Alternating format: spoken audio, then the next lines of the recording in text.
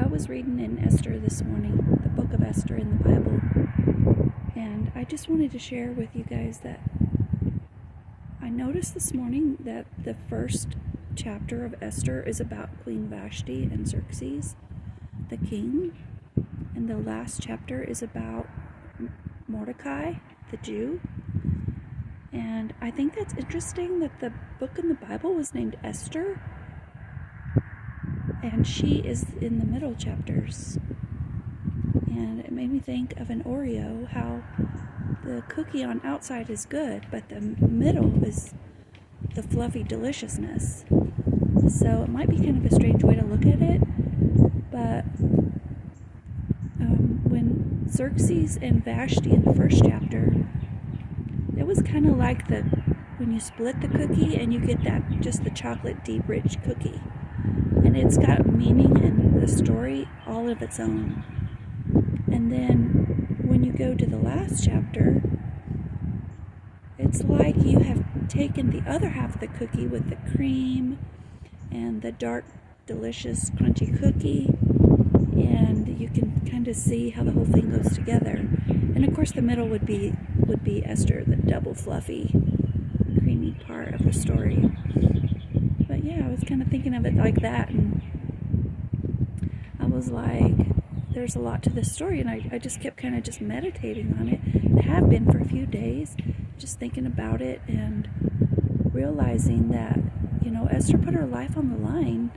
Well, actually, Haman put her life on the line when he decided that he didn't like the Jews. And it was left in her court to decide what to be done, but not before she made the real decision of, I guess, if she could give her life to help her people. And I couldn't help but think that if you thought all your people were going to be killed in a terrible way and never to be remembered again, as it was all the Jews, that you would be willing to put your life on the line. I'd like to think that I would be able to put my life on the line. But let me tell you what I thought of after this. Is that not what our Jesus did? There was an evil Satan that was trying to destroy God's family. And Jesus stood up and said, "Let me go. Let me go. Let me do what needs to be done."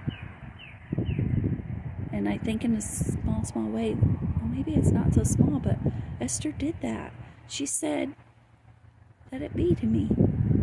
What happens will happen," even though she knew she could be killed for even asking the king. And also because she was going to die either way. She was going to die. But she was brave. And Jesus did the same thing for us because we were doomed. We weren't going to make it. So while I was thinking about what Jesus did on the cross to save us, I started thinking, what if that was my family? And they came to me and said, "Everyone with your last name is going to be murdered. From the oldest to the youngest, the women, the children, the babies, everybody with your last name." Let me tell you, something arose in me. And let me tell you, I would be on a plane in an instant to get there to defend my babies. I would